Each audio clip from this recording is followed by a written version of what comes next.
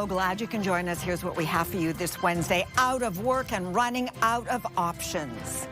Hundreds and hundreds of resumes, not getting any callbacks. Desperate times. What's driving the lack of placements for young people? You could decide to stop serving that market altogether. How small business will be hurt by changes to U.S. duties. Those are radars and also cameras. Plus, AI gets the green light to solve gridlock.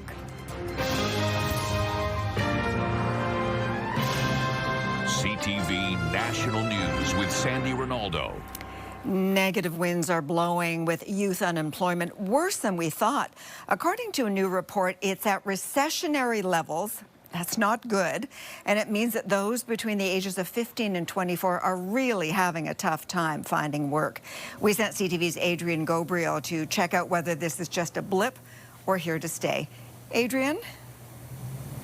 Sandy, I'm here inside a Youth Employment Services office where the CEO tells me people are arriving in droves, desperate for work. And now one of Canada's largest banks says the increase in youth unemployment has surpassed levels we normally see during a recession, and the troubling trend could linger. CIBC Capital Markets has shared that unemployment for those aged 15 to 24 has increased by more than 5.5% since 2022. The average uptick in youth unemployment during a recession typically has been around 4%. It is unusual to see this level of youth unemployment when the economy is not in an outright recession, and it seemed to have started before the economy really slowed. Part of it is tied to AI, artificial intelligence, taking out some routine jobs that entry-level workers did. And part of it is other technologies, fewer jobs for young people working in a store, manning the checkout counter. Though employment centers say a decline in retail stores has also meant less jobs, and U.S. tariffs have resulted in some small businesses putting a freeze on new hires. We are seeing about a 20% increase in youth coming in to see us. We haven't seen this kind of desperation in a lot of years. I mean, they have, in some cases, sent in hundreds and hundreds of resumes, not getting any callbacks. So it's a more, as I say, more desperate time that we don't usually see except in times of recession.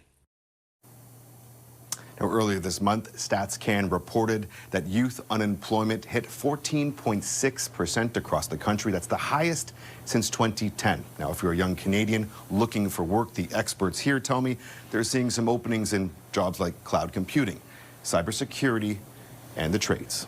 Sandy. CTV's Adrian Gabriel. Thanks, Adrian. Another mass shooting in the U.S., this time at a church in Minnesota.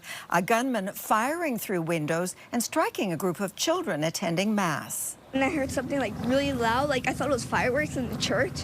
And then I saw the shooting. 2 students, just 8 and 10 years old, were killed. 17 others were injured, 14 of them children. Police say a motive is unclear. We're also aware of a manifesto that the shooter had timed to be released on YouTube.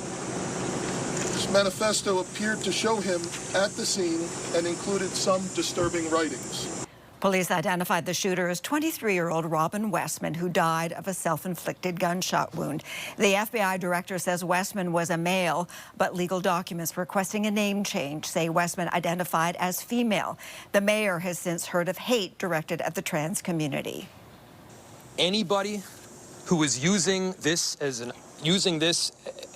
opportunity to villainize our trans community or any other community out there has lost their sense of common humanity. The FBI is investigating the attack as a case of domestic terrorism and a hate crime against Catholics. Now, the U.S. president was fully briefed on the shooting. Donald Trump was also busy on the trade front, with 50% tariffs on India going into effect today as punishment for buying Russian oil. And a day after what the Minister for Canada-U.S. Trade called constructive talks in Washington, Dominic LeBlanc was joined in the U.S. Capitol by other federal ministers. CTV's senior political correspondent Mike Lecouture is in Washington, just outside the office where that meeting took place. Okay, Mike. It was the U.S. Department of Justice that reached out to organize today's meeting. So what's that about? Yeah, we were told it was a touch-base meeting, essentially, with the Canadian Justice Minister, Sean Fraser, Public Safety Minister, Gary Anandasangari, and Kevin Brosseau, who is the fentanyl czar. He was appointed the fentanyl czar, essentially in response to the questions at what was happening at our border with the United States and what Donald Trump had said, the U.S. president, saying that there was too many, or too much, I should say, fentanyl flowing in from Canada into the United States. Now, in that meeting, it lasted about 45 minutes, as you said, just behind me here at the Department of Justice. And we're told it was a very warm and cordial meeting. And in that meeting, the U.S. did acknowledge the work that Canada is doing at the border.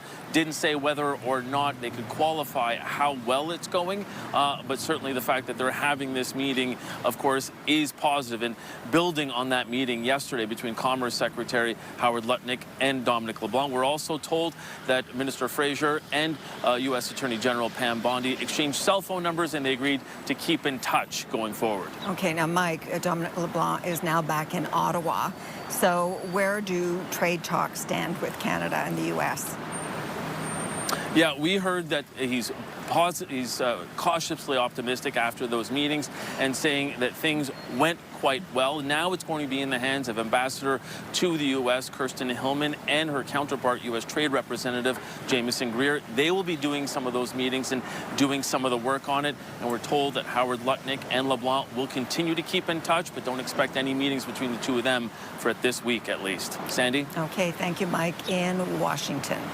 Now, Ontario's premier says he's keeping a ban on American alcohol in place until there's a trade deal, and he doesn't think that that will happen for a couple of months. Of course, it all depends on Donald Trump.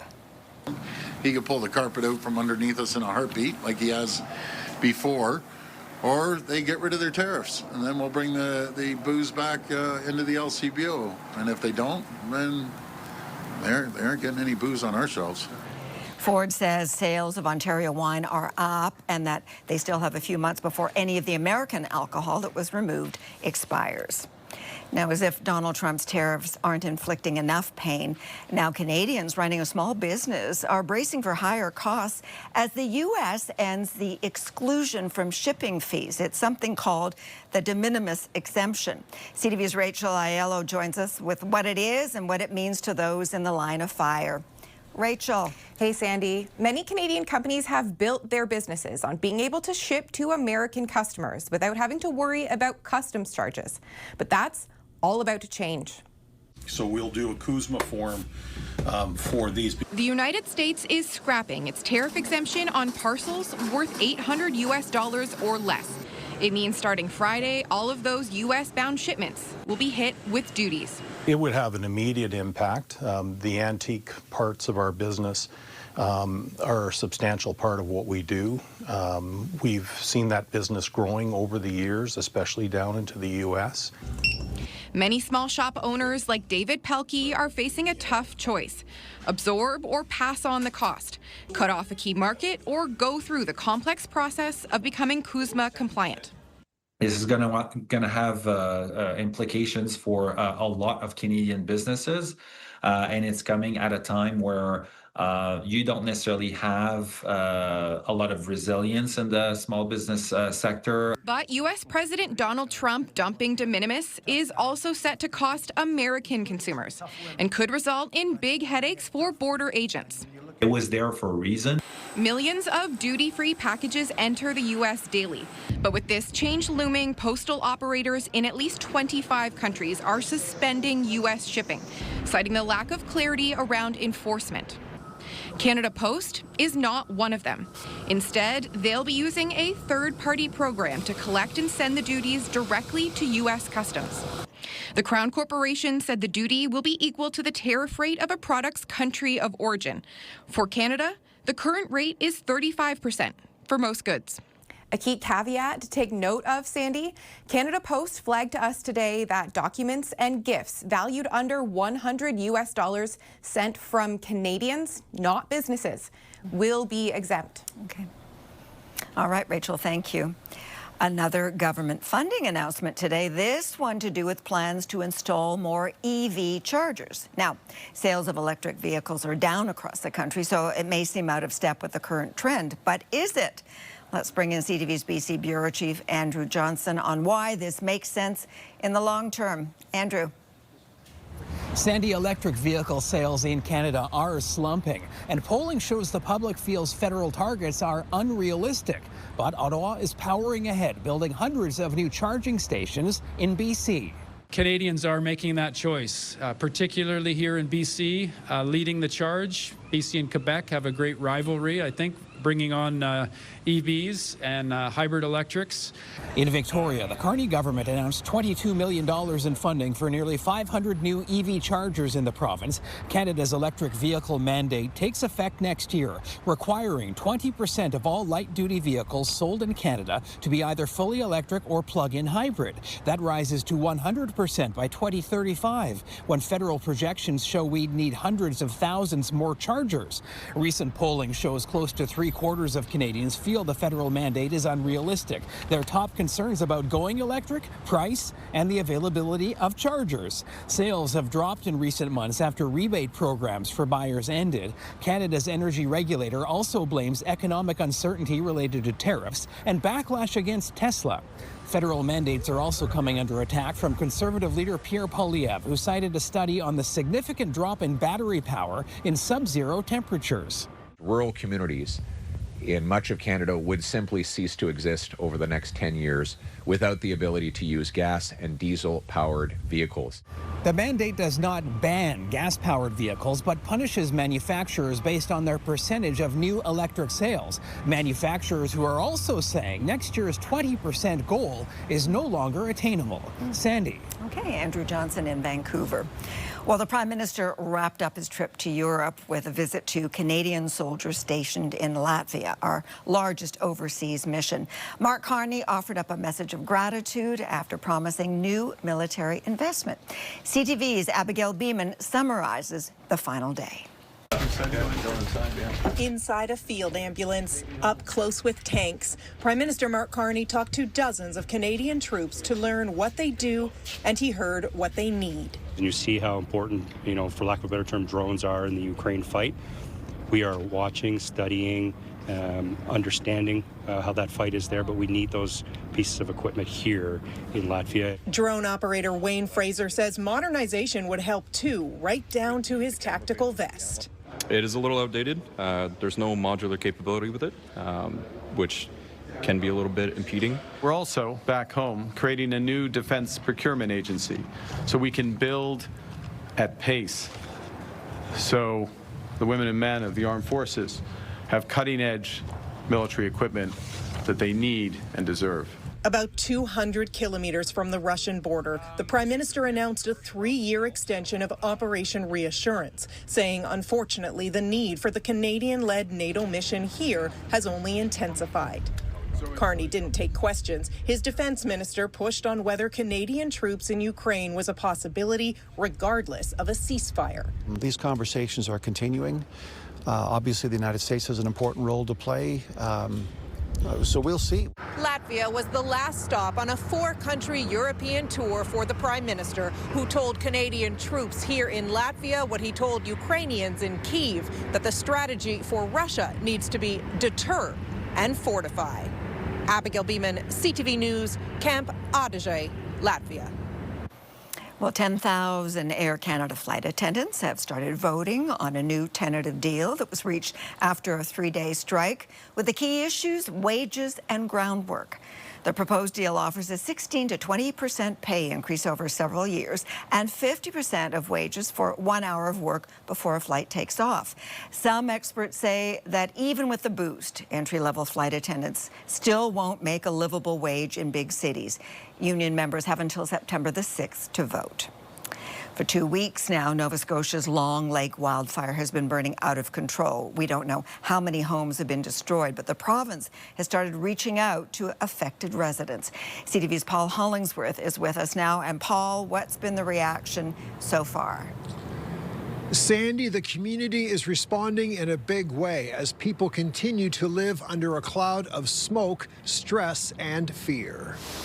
As crews continue the dangerous work fighting the Long Lake wildfire, The Annapolis County community continues to rally around evacuees and firefighters. This temporary Red Cross Comfort Center offers shelter, food, clothing, and toiletries for people who were forced to flee their homes. At the nearby former military base, a steady flow of donations continues to pour in, supporting more than 150 firefighters from out of province. We had a call out yesterday for supplies that were needed, so we're here hoping to donate a little bit to that cause. It's a similar theme at the Royal Canadian Legion in Bridgetown. Volunteers are working 16 hours a day. We're doing four-hour shifts, feeding and supporting provincial firefighters who have been on the job for nearly 2 weeks. They eat 3 meals a day, so we're serving approximately 100 people. Legion President Stuart Lenthal Ascot says there is a feeling of gratitude sweeping across this entire area for the work being done by crews who are trying to extinguish this out-of-control wildfire. The volunteer spirit has been a team effort. The Royal Canadian Legion, Lions Club, Salvation Army, local churches, and numerous community members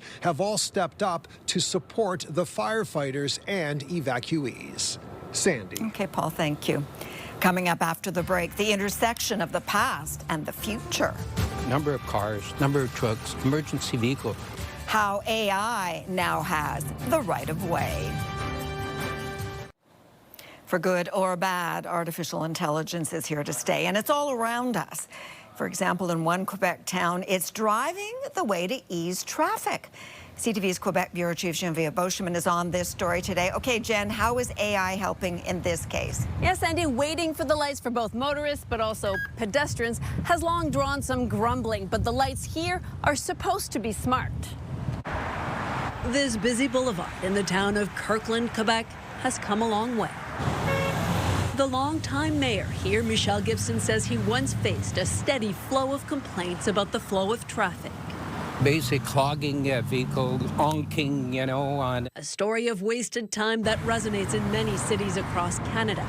But Kirkland zeroed in on a high-tech solution calling on AI. Those are radars and also cameras. The data is analyzed and triggers the lights which are synchronized along the boulevard. This powered by No Traffic, a mobility management platform. The radar can see things in the dark, in the rain, in the snow, and in shadows. And in using those, we can get a very robust understanding of who's at the intersection. Are they in vehicles? Are they waiting at the sidewalk? Are they on a bicycle? The technology is now installed in several municipalities in 4 provinces. Now, the cost was a big investment for the small but growing municipality of Kirkland, $1.8 million for 10 intersections. But the mayor says greenlighting AI eased congestion and its consequences. We've seen a reduction of pollution, waiting time, but also this intersection are safer for pedestrians. No Traffic says it has crunched the numbers. We've reduced commuter delays by 48%. If you happen to drive this corridor, you'll see a difference. Pedestrian delays have gone down 33%. And also reduction in emissions has come down by 2,800 metric tons. Now, not all motorists give the traffic lights a passing grade. Very often you're stopped at almost every light. Still, many other commuters say on most days it makes the ride a lot smoother. The municipality here says the cost has been worthwhile, and now other cities are also looking into this technology. Sandy. Okay, Jen, thank you. An unforgettable encounter on the water for a group of friends and family in BC's Howe Sound. And they are there. Oh my gosh! What? He's saying hi. Look at that. Okay, this playful pod of orcas, which includes a calf, swam right up to a small group of boats. Some of the people who were swimming quickly scrambled out of the water for safety and a better look. The breathtaking visit lasted about 10 minutes. New Jersey police officers are being hailed as heroes after saving an 8-year-old boy trapped on the second floor of a burning house. Whoa, we right here. Got you, brother. Come on, right by us in there, brother. Let's go, kid. The remarkable rescue and brave leap from the boy were caught on camera. The child had become stranded upstairs and had no other option to get out. Some new numbers show yesterday's big engagement announcement was tailor-made for social media. A giant congratulations for being engaged! Yeah! The proposal heard around the world! Okay, before Travis Kelce's brother Jason sent those enthusiastic well wishes, Taylor Swift's post that she and Travis were getting hitched racked up a record 14 million likes in just 1 hour, which is an Instagram record, that is according to Meta. And partygoers in Spain, armed with a seemingly endless supply of tomatoes, engaged in a huge and very messy food fight. It was the annual La Tomatina festival near Valencia. 22,000 people packed the streets in a tradition that dates back 80 years when a spontaneous skirmish broke out among local villagers. All right, after the break, a little boy's rock collection turns into a hidden gem of an attraction. The curiosity of a small boy a decade ago has morphed into a big attraction in rural Saskatchewan, a museum containing more than 1,000 rocks and gems, including a permanent display of Canada's only baby T-Rex. CTV's Alison Bamford went to Radisson to unearth this story. Hi, Alison. Sandy, walking in here, there is so much to look at. Thousands of rocks, gems, and fossils on display, some of them literally sparkling under the light. And it all stems from an 11-year-old boy's rock collection. Judah Tyerman started with rocks he found along the train tracks. His fascination for shiny objects quickly outgrew the kitchen table and then the family home. Now it all lives here and has for the last 10 years. The 21-year-old is constantly selling and growing parts of his collection made up of dinosaur fossils, colorful gems, fluorescent minerals, even a meteorite at one point. An inventory so big he's lost track. It's organized chaos, as he likes to call it, that attracts visitors from around the world, as far away as China, Israel, and Russia. A family from Manitoba stopped by right when the museum opened this morning just to see his collection. I didn't actually think people liked rocks like I did, but I found out differently. Unlike other museums where you can look but you can't touch, visitors here are actually encouraged to pick up the rocks, feel them in their hands, because that's really the only way, they say, you can explore. Sandy? Sure thing. Okay, Alison, thank you. And thank you for sharing your time with us. I'm Sandy Ronaldo. Your local CTV News is coming up. We'll see you tomorrow, we hope. Bye for now. Have a nice evening.